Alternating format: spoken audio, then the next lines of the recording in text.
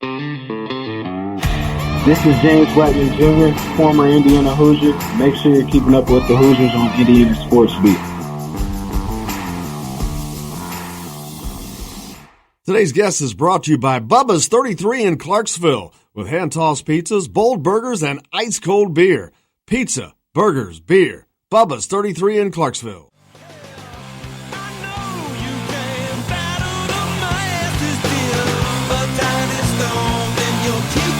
Welcome back to Indiana Sports Radio, coming to you from the Golf Club at Eagle Point Studios here on this Friday. It's the 1st of November.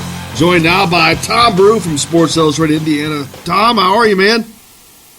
I'm doing great, Jim. It's hard to believe it's November already. Well, I'll tell you what, it sure wasn't hard to believe yesterday. The weather it was snowing in Bloomington, man. I know, that's crazy, isn't it? I played golf on Sunday, and and here it is snowing 4 days later. So,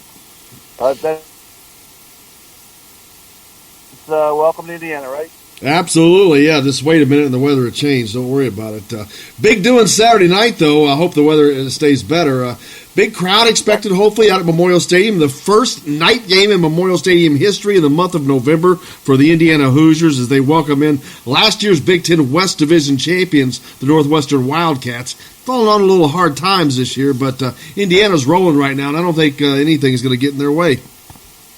I wouldn't think so. It's everything went right for Northwestern last year. Every close game they had, they won, and this year it's just sort of been the opposite. And it's been a long, long time since I've seen an offense struggle as much as theirs has. For a team that's supposed to be pretty decent, and so it's hard to figure because they really do have a good defense, and but they've had a real hard time doing anything at all. I think they've only scored 38 points in their 5 Big Ten games, which is really just almost a joke. It's and even Pat Fitzgerald, their coach, is just he's befuddled. He's just they can't block anybody. Their quarterback play's been horrible, and they just they're just really struggling. So it's but Indiana, it's so what? It's like they've been on the opposite end of that struggle train before. So for them, it's all about one game at a time, and it's about going out there and getting another victory and going to 7-2. It's hard to believe saying Indiana and 7-2 in the same sentence.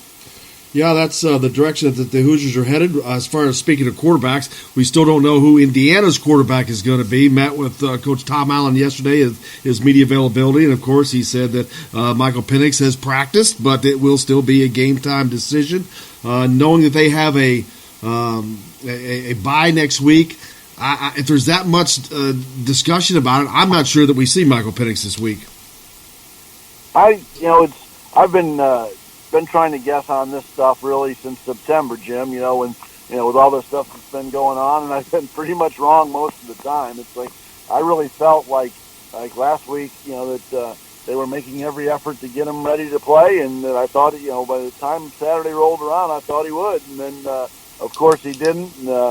But Peyton Ramsey played great anyway, and I think this team has full confidence in Peyton Ramsey running this offense, and it's he rolled up nearly 500 yards last week, scored 38 points, scored on 6 of their 11 possessions that mattered.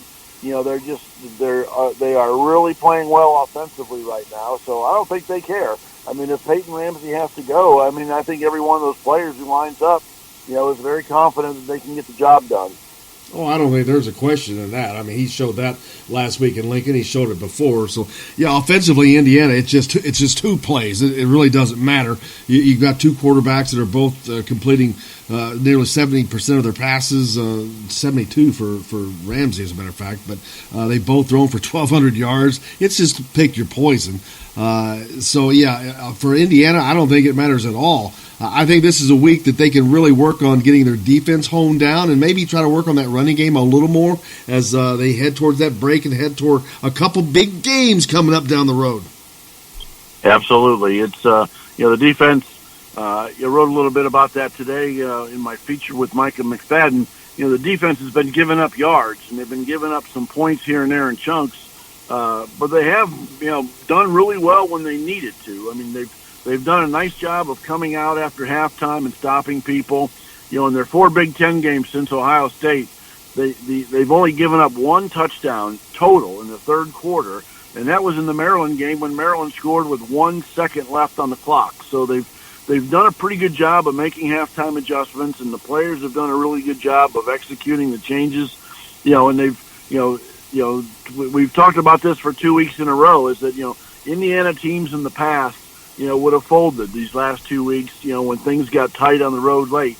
And this team didn't. They made some plays, and, it was turnovers against Maryland. It was big stops against Nebraska down the stretch. And, it's certainly a defense that needs to be improving and needs to get better quick, but they have made plays, and it's just a question of making more of them and taking it from there. Because it's, I think, that's just the joys of having a very young defense, playing a lot of freshmen, playing a lot of sophomores. Even DeMarcus Elliott, the defensive tackle, who's had a great year, he's still a JUCO guy. He's still kind of learning his way too. And, there's just a lot of new faces on that defense that they've had to kind of grow, on their own here. And, but, they make plays, which is good. And, Northwestern, as bad as their offense has been, there's no reason why, Indiana should be able to keep them to 10 points or less.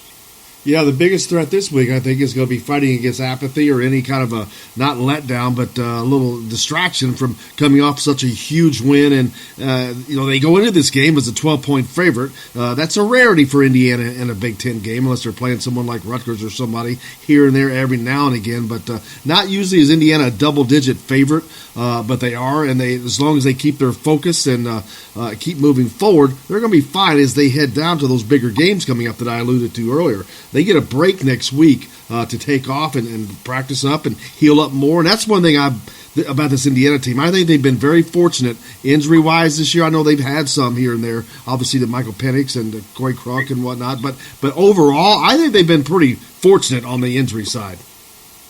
Well, absolutely. But, it all depends how you look at it. I mean, it's, they have been fortunate at the quarterback position because Peyton Ramsey has done very well.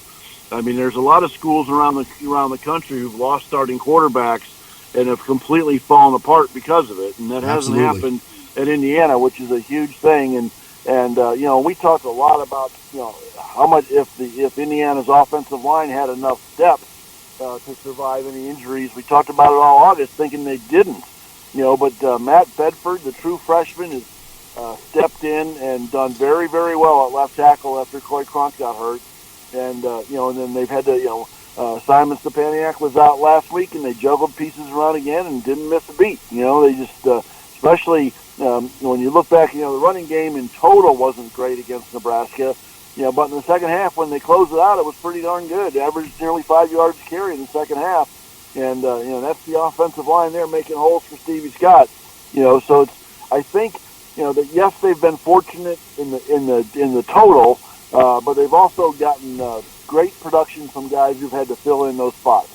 Absolutely. It's been a complete team effort, especially on the offensive side of the ball. I mean, the offensive line we just talked about. You got interchangeable quarterbacks. You got a guy like Whop Phillier having a crazy year, man. He's got to be a target on a lot of people's defensive boards right now coming up. Man, Whop is having an unbelievable breakout season. Well, he's had double-digit games, 3 out of the last 4 Big Ten games. 14 catches against Michigan State, 10 against Rutgers, 14 again last week, at Nebraska. 503 yards just in those 3 games alone. And it's leading receiver in the Big Ten. He's 7th nationally. He's 14th nationally in yards. He's just having a great year. And, he is yards after the catch. He's got more yards after contact than he does, prior, which is that's Whop being Whop, making plays and making that first tackler miss. And he's broken a bunch of big ones. And the thing that's been amazing to me is that he's open all the time.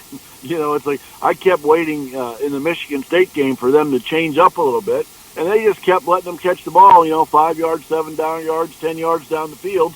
And he'd break about every third one. And, he had, 178 yards last week. It was Nebraska's the same thing. And, so he's been dangerous. And, of course, that whole receiving core is good. So if they start, if anybody starts to, double up on him or try to bracket him, then I could see Nick Westbrook or Donovan Hale, or even like last week, Ty Freifogel had a great game. They've got a lot of depth at wide receiver, and and even when they get David Ellis in the mix, they've got a lot of people who can hurt you, and they're taking advantage of all those pieces, and that's not even without mentioning Peyton Hendershot, who's just been tremendous at tight end. Absolutely.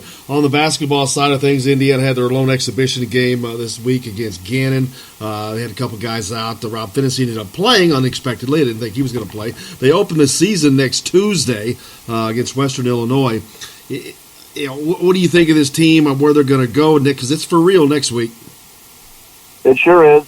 There were, to me, the upside of Devontae Green and Al Durham not playing in the exhibition game Tuesday night was to kind of put people in roles they're not used to, and down the road, that'll be a good experience. I mean, Armand Franklin, the true freshman out of Indianapolis, he wound up playing 35 minutes Tuesday, and he played a lot of the point because they just didn't have many guards, and Demezi Anderson, because with all that, either being out or having a time limit on Tennessee, Demezi Anderson was basically the two guard, and started and played a good bit there, and handled the ball well enough when he had it.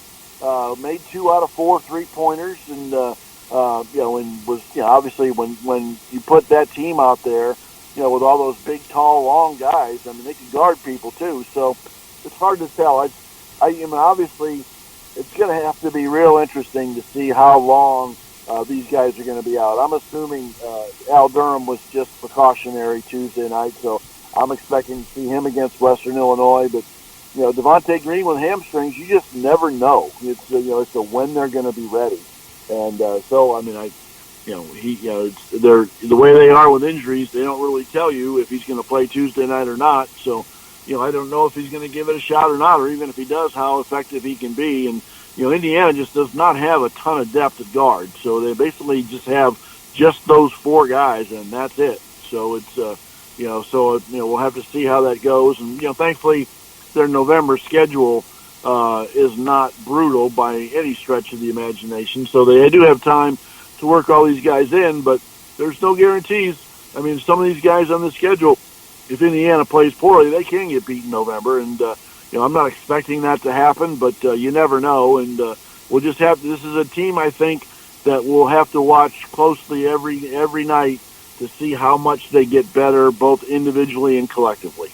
Yeah, because of that lack of depth at the guard position, Armand Franklin was a shining star the other night. I mean, I was very impressed with how, and I've used this word so much, comfortable he looked. But he did not look like a freshman playing his first collegiate game. He looked like he's been there for a minute. He was very confident, very smooth. He let the game come to him. He scored the first basket of the game, followed by Trace Jackson right behind him. But he just really impressed me with his poise, and he just didn't force anything. He let the game come to him. He was aggressive enough. I thought he did an outstanding job. Yeah, he did. He did have a 3 turnovers, which you kind of expect from a freshman who's handling the ball as much as he did. And his decision making when they were on the run was pretty good for the most part. And this is a team that wants to try to play at a faster pace this year.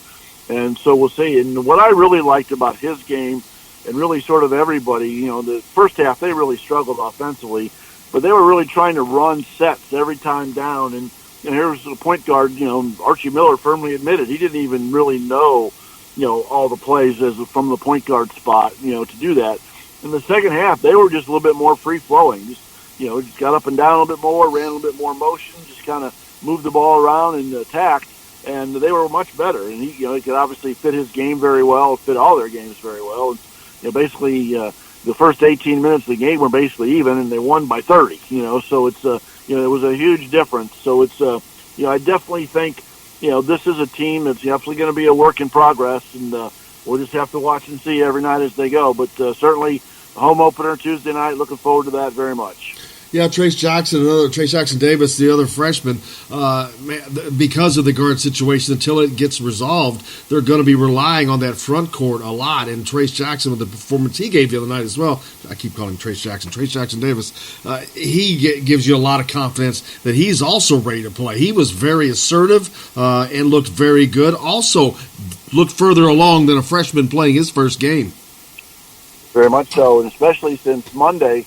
He was talking. Archie was talking a lot about how they've been working hard with him on rebounding, and it's just going to be a real key part of his game to be a big rebounder for this team. And he led them that night with 9. So it's he did a nice job on the boards, and he's certainly very good at finishing around the rim. And I think he's with the level of competition they're playing in November.